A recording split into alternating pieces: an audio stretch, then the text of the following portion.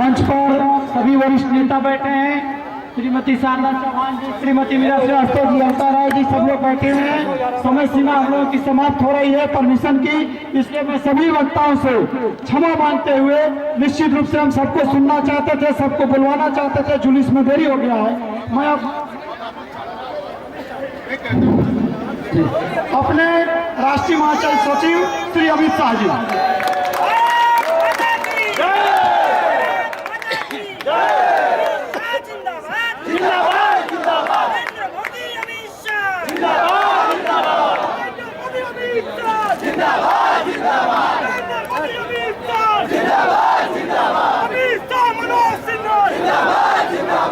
भारत माता की, भारत माता की।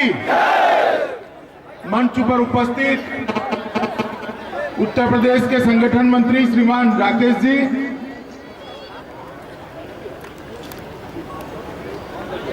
उत्तर प्रदेश के विधायक श्रीमान उपेंद्र तिवारी जी, केदारनाथ सिंह जी और मंच पर उपस्थित भारतीय जनता पार्टी का नेतृत्वगण। मित्रों, मेरा मन तो था कि मनोज जी आए तो उनको शुभकामनाएं देकर जाऊं, मगर थोड़ा देरी हो गई और मेरी जाने की समय मर्यादा है। 2:30 बजे के पहले मुझे यहाँ से वाराणसी पहुंचना पड़ेगा। बाद में हेलीकॉप्टर को उतरने का समय नहीं है। मित्रों, मैं खास आज गाजीपुर इसलिए आया हूं वाराणसी से, काफी वक्ताओं ने आगे कह दिया है, मगर भारतीय जनसंघ के स्थापक और हम सब के लिए मनीषी आदरणीय दीनदयाल जी ने एक बार कहा था कि अगर गाजीपुर की सीट हम जीत जाते हैं तो देश में भारतीय जनता पार्टी की सरकार है। पूरे देश में जो परिवर्तन की लहर चली है, इससे पूर्वांचल भी अछूता नहीं है। कश्मीर से लेकर कन्याकुमारी तक,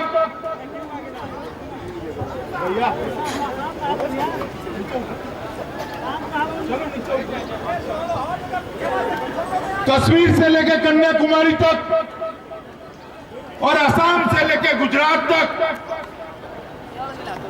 हिंदुस्तान भर में एक परिवर्तन की लहर दिखाई पड़ती है और कोई अकारण परिवर्तन की लहर नहीं है। 10 साल तक सोनिया मनमोहन के नेतृत्व में यूपीए 1 और यूपीए 2 की जो सरकारें चली है, उसने देश में हर मोर्चे पर विफलता पाई। मित्रों, मैं उत्तर प्रदेश की धरती पर खड़ा हूं, यहां का प्रभारी हूं और गाजीपुर के कार्यकर्ताओं के सामने खड़ा हूं। तब मैं आपसे बात करना चाहता हूं, देश में विगत 15 सालों में काफी परिवर्तन आ गया है। कई सूबे ऐसे हैं, कई प्रांत ऐसे हैं जहां हर गांव में 24 घंटा बिजली पहुंच गई। कई प्रांत ऐसे हैं जहां हर गांव में शिक्षा की व्यवस्था सुचारू रूप से हो गई। कई प्रांत ऐसे हैं कि गांव में कोई बीमार पड़ जाता है तो 11 मिनट के अंदर एम्बुलेंस उसके घर पर पहुंच जाती है और सभी साधनों से लैस एम्बुलेंस। कई प्रांत ऐसे, एग्रीकल्चर ग्रोथ रेट, कृषि का विकास दर कई प्रांतों का 10 के अंक से ऊपर है, मगर उत्तर प्रदेश इन सबसे पिछड़ा हुआ है। जहां जहां भारतीय जनता पार्टी की सरकार है, चाहे वो मध्य प्रदेश हो, चाहे छत्तीसगढ़ हो, चाहे राजस्थान हो, चाहे उत्तराखंड में थी और गुजरात में 12 साल से भारतीय जनता पार्टी की सरकार। गाजीपुर से भी काफी लोग गुजरात आते हैं, जाते हैं। आपको भी गुजरात के विकास के लिए मालूम पड़ा होगा। मैंने जो आगे कहा वो सब बातें गुजरात में है। आप चाहते हैं कि उत्तर प्रदेश के अंदर भी इस तरह का विकास हो? चाहते हैं? अगर उत्तर प्रदेश की जनता चाहती है कि उत्तर प्रदेश बीमारू राज्य की कैटेगरी से बाहर निकले, तो उत्तर प्रदेश के अंदर जातिवादी राजनीति से ऊपर उठना पड़ेगा। ये स्थानीय पक्षों की चुंगाल से बाहर निकलना। भारतीय जनता पार्टी एक ऐसी पार्टी है जो सर्व समाज के विकास की बात करती है। भारतीय जनता पार्टी एक ऐसी पार्टी है जो गरीब के विकास के लिए काम करती है, जो गांव के विकास के लिए काम करती है, किसान के विकास के लिए काम करती है। मित्रों, आप मुझे बताइए, दिल्ली में जो सरकार चल रही है 10 साल से, ये कहकर आए थे शासन में कि हम 100 दिन के अंदर महंगाई को काबू कर लेंगे, महंगाई को खत्म कर लेंगे। मेहता है, महंगाई खत्म हुई है क्या? तो आप चाहते हैं कि सरकार फिर से आए? मित्रों, इन्होंने कहा था कि हम देश की सीमाओं को सुरक्षित करेंगे। देश की सीमाएं सुरक्षित है क्या? इसी शासन में हर महीने देश में घुसपैठ हुई है। इसी यूपीए के शासन में देश में भाई हेमराज का सर देश की सीमा पर काटकर पाकिस्तान की फौज ले गई है। आप मानते हैं कि देश की सीमाएं सुरक्षित नहीं है? मानते हैं ना?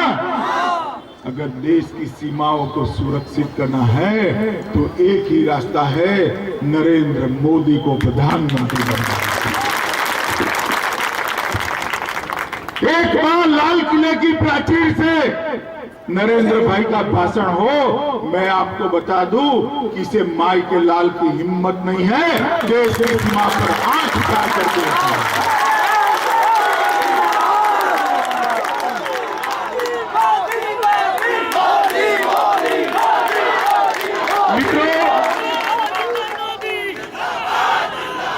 मित्रों, काम तो बाद में आता है, किसी की पहचान ही ऐसी होती है जो काम को समाप्त कर देती है। मोदी जी की पहचान ही ऐसी है कि काम को समाप्त कर देती है।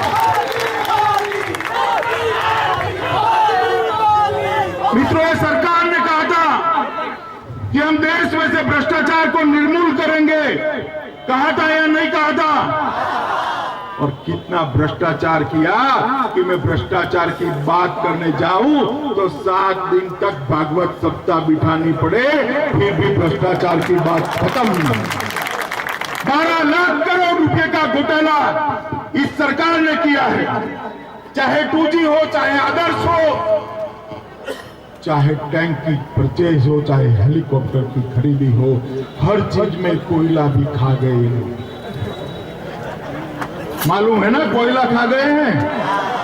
हमारे यहाँ गुजरात में पहले गैस नहीं था तो कोयले से रसोई बनाते थे। यहाँ पर भी बनती होगी कोयले से रसोई, बनती थी ना? तो कोयले को कहाँ रखते थे भाई बताओ आप? घर के अंदर रखते थे क्या? बाहर रखते थे ना? बाहर इसलिए रखते थे कि चोर भी कोयला नहीं चोरता। कोयले में चोर भी समझता है क्या चोरी करना है यार, छोड़ो। मगर ये कांग्रेसी तो चोरों ने जिसको नहीं चोरा, ये कांग्रेसी तो चोरों ने जिसको नहीं चोरा वो कोयला भी खा गए, कोयले तक तो नहीं छोड़ा। भ्रष्टाचार के मामले में बिल्कुल सटीक तरीके से कहा जा सकता है मित्रों कि इस देश में सबसे भ्रष्ट सरकार अगर कोई आई है तो सोनिया मनमोहन की यूपीए सरकार। ये सरकार भ्रष्टाचार को निर्मूल नहीं कर सकती। अगर जनता भ्रष्टाचार से त्रस्त है तो भारतीय जनता पार्टी की नरेंद्र मोदी सरकार बनानी पड़ेगी, तब देश से भ्रष्टाचार खत्म होगा। मित्रों, कई बात ऐसी है, मेरे पास समय की मर्यादा है, मगर मैं आप लोगों को ऐसा पूछना चाहता हूं कि आप देश में सरकार बदलना चाहते हैं या नहीं चाहते हैं? चाहते हैं? हाथ खड़ा करके बताइए, चाहते हैं? अब मैं आपको पूछना चाहता हूं कि नेताजी देश में सरकार बदल सकते हैं क्या? बहन जी सरकार बदल सकती है क्या? नेताजी और बहन जी को अगर वोट दिया तो वोट दिल्ली में कांग्रेस के साथ खड़ा रहेगा, कांग्रेस की सरकार का।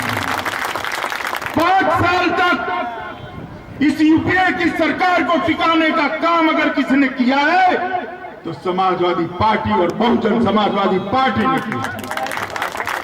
उत्तर प्रदेश की जनता के साथ बातें कर कर वोट तो ले लिए, मगर जब सरकार को गिरने का समय आया तब कांग्रेस के साथ खड़े हो गए। इस बार भी अगर आप सपा और बसपा को वोट देते हैं तो आपका वोट कहां जाएगा? अगर कांग्रेस को निकालना चाहते हैं तो वोट किसको देना पड़ेगा? भारतीय जनता पार्टी अकेली ऐसी पार्टी है जो अपने दम पर दिल्ली में सरकार बना सकती है, और भाई नरेंद्र मोदी ही एक ऐसे व्यक्ति है जो इस सारी समस्याओं का निराकरण कर कर उत्तर प्रदेश को सबसे विकसित प्रदेश बना सकते हैं। कहते हैं कि दिल्ली पहुंचना है तो रास्ता लखनऊ होकर जाता है, सुना है ना आपने? मैं कहता हूं दिल्ली पहुंचना है, जरूर पहुंचेंगे। इस बार रास्ता पूर्वांचल से होकर दिल्ली जाएगा। पूर्वांचल के विकास के लिए ही मोदी जी ने वाराणसी को चुना है। पूर्वांचल देश के सबसे अधिक पिछड़ों क्षेत्र में से है। मान लीजिए नरेंद्र मोदी जैसा व्यक्ति यहां से चुनकर जाता है तो पूर्वांचल गुजरात होने में देर नहीं लगेगी, तो पूर्वांचल का विकास शुरू हो जाएगा। मोदी जी प्रधानमंत्री बनेंगे तो पूर्वांचल का विकास होगा। इसलिए मैं आप सबको अनुरोध करने आया हूं कि इस बार गलती मत करिएगा, इस बार जात पात की बात में मत आइएगा, इस बार मेरे तेरे की बात में मत आइएगा। एकजुट होकर भारत माता को याद कर कर कमल के निशान पर बटन दबाइएगा, और कमल के निशान पर बटन इतना जोर से दबाइएगा कि बटन तो गाजीपुर में दबे, करंट इसकी इटाली में लगे। इस तरह से मित्रों, मैं भारतीय जनता पार्टी का महासचिव हूं। इस बार भारतीय जनता पार्टी जीतने वाली है, पहले से सबको मालूम है। काफी लोगों को भारतीय जनता पार्टी के कार्यकर्ता को टिकट चाहिए था, स्वाभाविक है, कार्यकर्ता है, उनका अधिकार है, मांगते हैं। मगर शायद देश में बहुत कम क्षेत्र ऐसे हैं, इसमें से एक आपका क्षेत्र और आपका प्रत्याशी भाई मनोज सिन्हा है, जिनको बुला सकते हैं समझाना चाहिए। चलिए मनोज जी आ भी गए, अच्छा हो गया।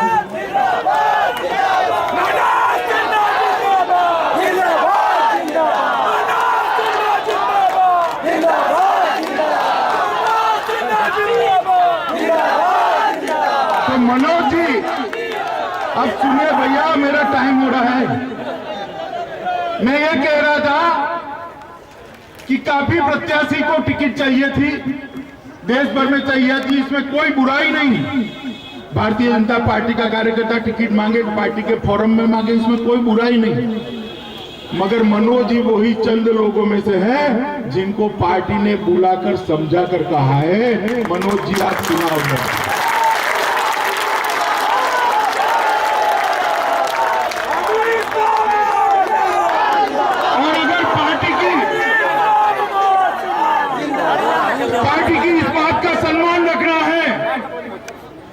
पार्टी की इस बात की अनुमोदना करनी है, उसका समर्थन करना है, तो मैं अपील करने आया हूं गाजीपुर के मतदाताओं को कि भाई मनोज सिन्हा को जिताकर दिल्ली मोकलिए और मोदी का साथीदार बनाइए।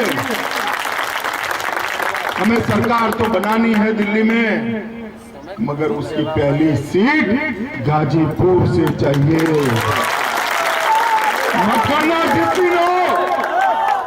मतगणना जिस दिन हो उस दिन प्रथम, द्वितीय, तृतीय चरण की मतगणना में स्पष्ट हो जाना चाहिए कि गाजीपुर की सीट भारतीय जनता पार्टी जीत रही है। खड़े हुए सभी कार्यकर्ताओं को मेरा विनंती है, करबद्ध निवेदन है कि फैल जाइए गाजीपुर जनपद में, गांव गांव में, बस्ती बस्ती में, मोहल्ले मोहल्ले में, गली गली में, और एक बात करिए कि नरेंद्र मोदी को प्रधानमंत्री बनाना है तो कमल के निशान पर बटन दबाना है। बात तो मित्रों बहुत लंबी करनी थी, मगर मेरे समय की मर्यादा है। मेरे वायुयान की परमिशन 2:30 बजे तक की है, तो मुझे निकलना पड़ेगा। मनोज जी आ रहे हैं, मनोज जी को आप लोग शांति से सुनिए, सभा यथावत चालू रहती है। फिर से एक बार मैं आप लोगों को पूछना चाहता हूं कि जो लोग मेरे साथ सहमत है कि इस देश में परिवर्तन होना चाहिए, जो लोग सहमत है ये यूपीए की भ्रष्ट सरकार को उखाड़ फेंकना चाहिए, जो लोग मेरे साथ सहमत है कि भारतीय जनता पार्टी की सरकार बननी चाहिए, जो लोग सहमत है कि नरेंद्र मोदी को प्रधानमंत्री बनाना चाहिए, वो मेरे साथ भारत माता की जय का जयकारा दोनों हाथ खड़ा कर लगाएंगे। भारत माता की, अरे जरा जोर से बोलिए, 10 जनपद तक आवाज जानी चाहिए, मालूम पड़े कि गाजीपुर में परिवर्तन होने जा रहा है। जरा जोर से बोलिए, भारत माता की, भारत माता की। खूब खूब धन्यवाद मित्रों। फिर से एक बार कमल के निशान और मनोज सिन्हा को विजयी बनाकर देश की संसद में भेजिए, यही निवेदन कर मैं मेरी बात समाप्त करता हूं। भारत माता की जय।